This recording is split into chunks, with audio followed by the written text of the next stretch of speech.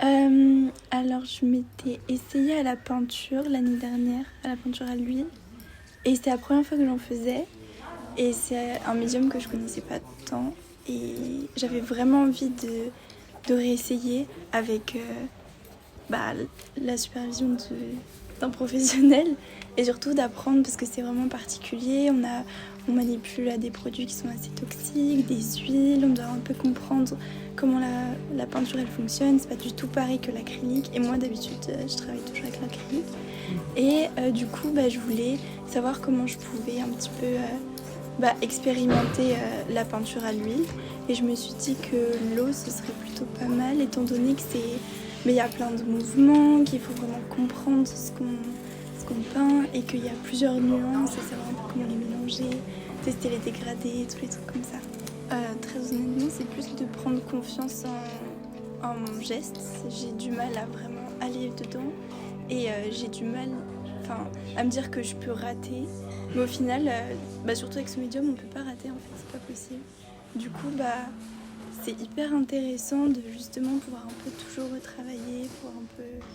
c'était vraiment pour prendre confiance en moi et me dire waouh, l'eau c'est hyper... ça m'a l'air compliqué et je veux savoir le faire, quoi.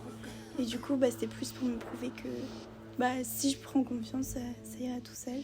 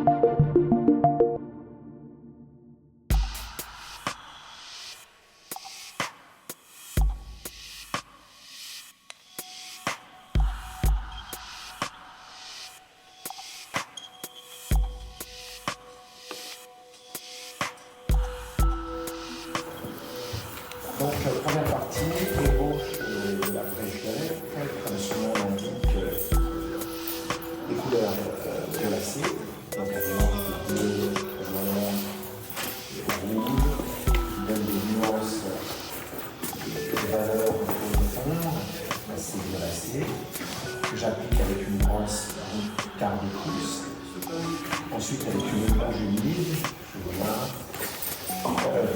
à l'intérieur de ces espaces colorés pour créer des zones claires foncées.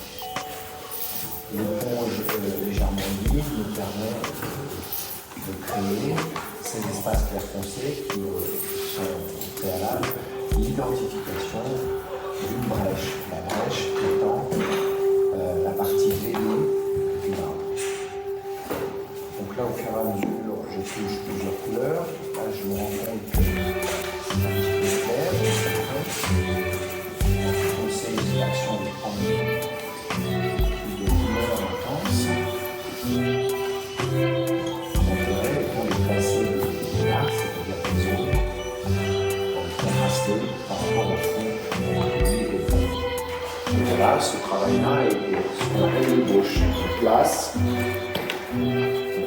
On place ces zones de couleurs qui vont être le repère pour notre veinage à venir dans la deuxième partie de notre travail.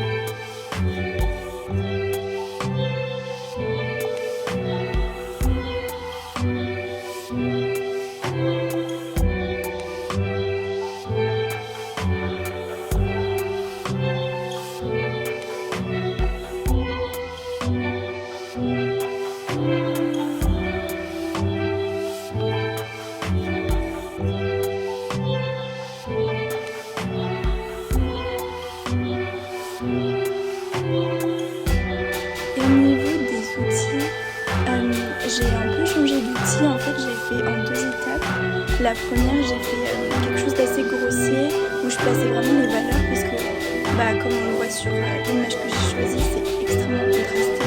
Et du coup, j'avais besoin de poser tous mes clairs, tous mes sombres pour pouvoir comprendre un petit peu comment le mouvement s'articule. Et ensuite, avec des plus petits pinceaux, surtout les pinceaux plats,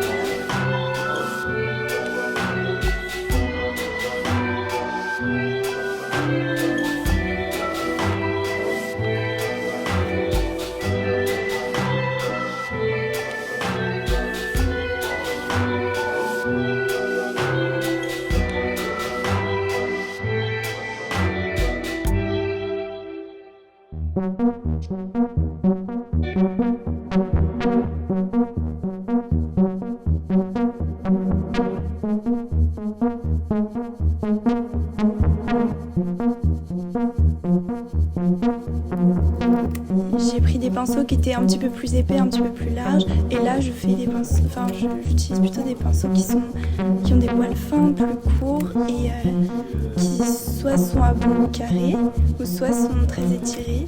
Et après, j'utilise ce qu'on appelle un blaireau. Je pense que vous l'avez vu, c'est le gros pinceau. Et en fait, les poils sont extrêmement fins et tout doux.